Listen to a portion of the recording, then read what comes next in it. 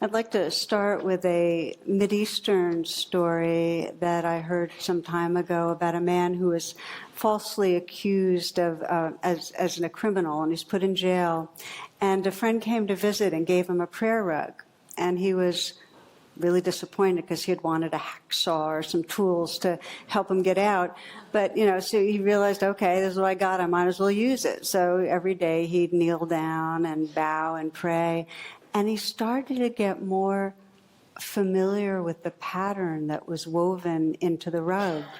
And one day it struck him that the image in the rug was really the diagram of the lock that he could unlock to step into freedom.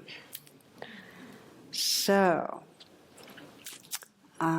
the pathway that frees us, the portal to freedom, is always right here.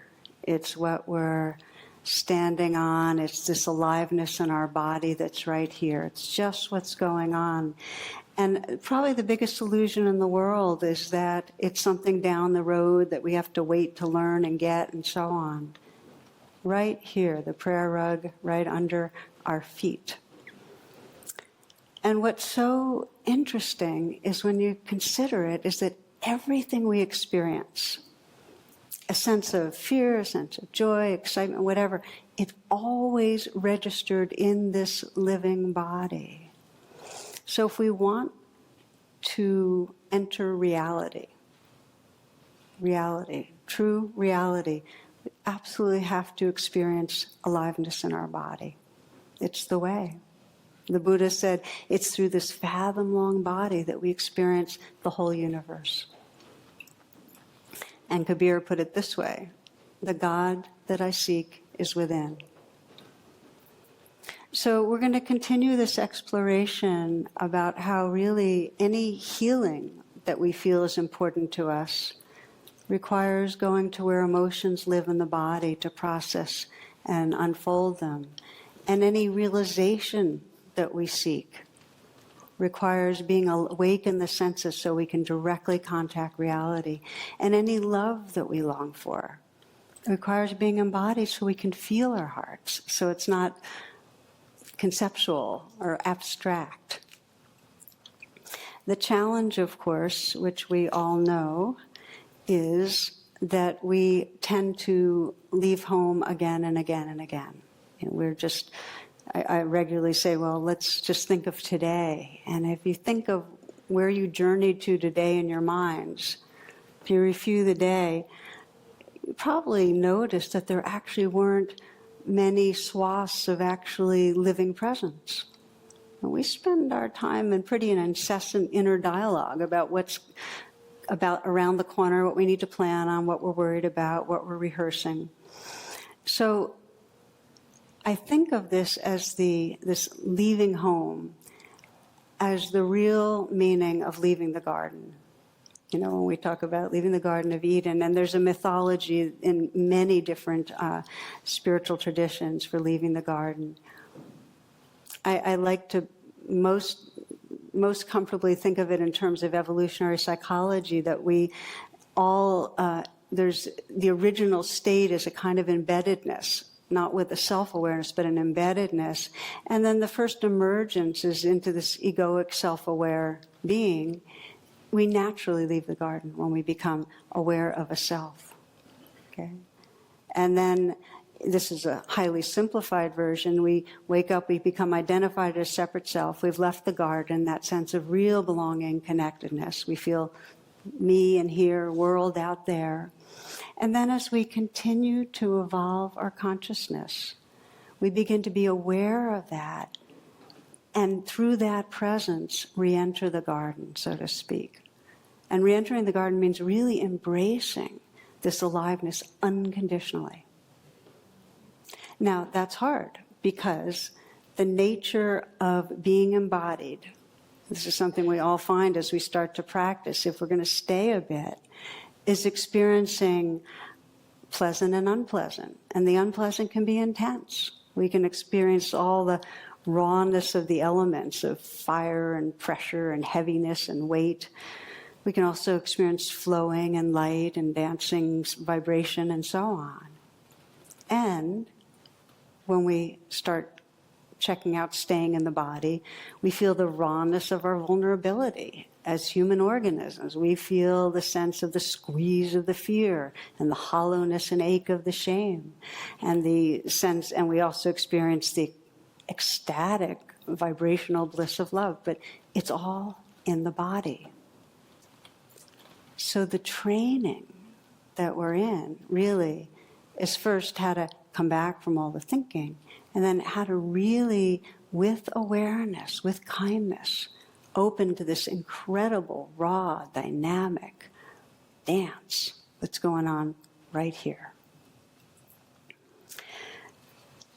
In again, an oversimplified way, in order to stay in this body, we have to decondition our habitual limbic reaction to try to control things. And this is pervasive. Every one of us has a nervous system that is rigged to, when it's pleasant, in some way try to seek it out more, enhance it, hold on to it. And when it's unpleasant, to try to move away from it. I mean, a few-celled creature, amoeba, will do it, contract away, and we do it. So there's a deconditioning that's necessary. And yet we've got a lot of programming in us to carry on the way we've been doing it. And it's deeply reinforced by our culture. I mean, our culture is in a developmental arrest in terms of the egoic level. It has not continued to evolve for the most part in many ways. And you can see it on so many levels, the need to dominate nature, and be in control. It's like the humans have the right to control nature and every other species and to violate and so on, including parts of their own species. And you can see it in how we over-medicate our body. And you can see it in our addictions to substances and how much we are addicted to virtual reality, that we're trying to control things and not live in the wildness of these bodies. And when we do, we lose intimacy.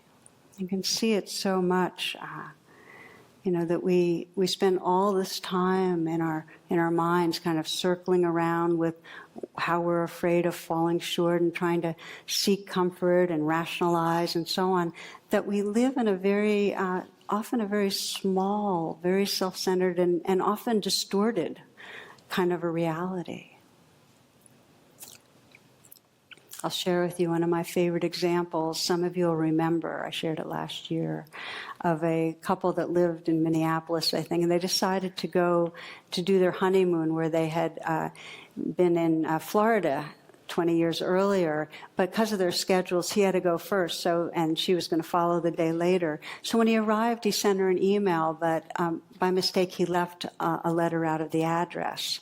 And so meanwhile, somewhere in Houston, a woman had just returned, a widow had just returned from the funeral of her husband. He was a minister who had been called home for glory. He had a heart attack. So anyway, she decides to check her email, and she faints when she sees her email. And her son came in to see what happened, and he found out on the computer screen, here's what it read. It said, "To my loving wife." Subject, "I've arrived. I know you're surprised to hear from me. They have computers here now, and you're allowed to send emails to your loved ones. I've just arrived and been checked in. I see that everything has been prepared for your arrival tomorrow.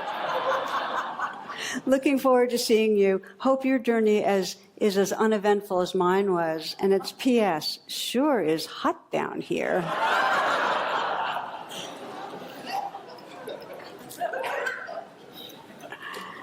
It's a fun one. So we leave, and we leave in our thoughts, and our thoughts are often distorted. And I mentioned in the last class that it's even more and more so with our children, this next generation, that, our younger children spend 6 hours a day online in front of a screen. This is on an average, teens, 9 hours. So there's a forgetting. I mean, if a young child is spending a lot of time in virtual reality and not in nature, there's a kind of forgetting, a disconnecting. Since I was talking about evolution, a 4-year-old opened a big family Bible, and suddenly an old dry leaf that had been pressed in between pages fell out. And with astonishment, he exclaims, "Mommy, Mommy, I found Adam's underwear." So it's fun, but just to sense that if our children are not in love with the natural world and feeling their belonging, it lessens the tendency to be a steward, to take care. So this is one of the great sufferings that comes from dissociating and leaving and being in virtual reality. But there's another one, which is that when we leave our bodies, we disconnect from empathy. In other words, it takes a sense of embodied presence to have a living kind of empathy and compassion. Otherwise, it's abstract and it's easily out the window. You've probably noticed if you're really busy and you're really lost in your thoughts and you hear something in the news that's terrible, you'll say, "Oh, how terrible." But it's not like your heart is weeping for the losses in an intimate way, because you're not in your body. Furthermore, when we don't know how to really be with the life in the body, when there's unfaced fear, it turns to aggression. And, we're living in a time that we're so aware of and so horrified by the cycles of violence, by what's just happened recently in Brussels, and then less in the news, but ongoingly, bombings in Syria, where Islamic people worshipping Shiite temple bombed, 143. This was last month, and then we lost. So lives and lives, and what's causing it? Well, we leave this living body, and rather than processing and being with the fears, they drive us into cycles of violence. So we practice together. This right now we'll be practicing, and we keep on exploring in our own lives to heal the unfaced, unlived life inside us. We practice to discover within this bodily form the spirit that shines through, and we practice for the healing of our world. Because if those that are listening and practicing start waking up more and more our hearts and minds, it's contagious and it helps. The pathway home, again, it's like that prayer mat.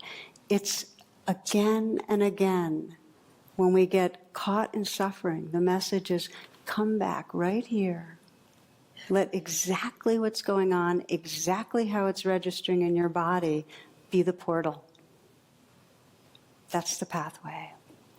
And yet what happens, as we'll notice, is that again and again, our minds will try to interpret, try to figure out. So the beginning practices really in meditation are notice how we're getting lost in thought. Notice how we're trying to make our world safe and comfortable by trying to mentally understand it rather than an embodied presence that's living it. One of my favorite from the Zen tradition examples is a Zen monk and his student. And the student was asking a lot of questions.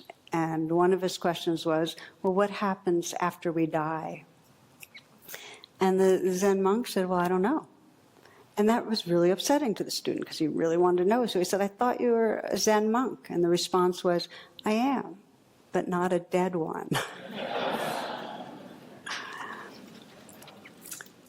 So this is right at the heart of our practice, is recognizing this cocoon of familiar thinking. And Rumi says, step out of the tangle of fear thinking. Step out of the tangle of any thinking. Be able to honor thinking. Let it be a good servant.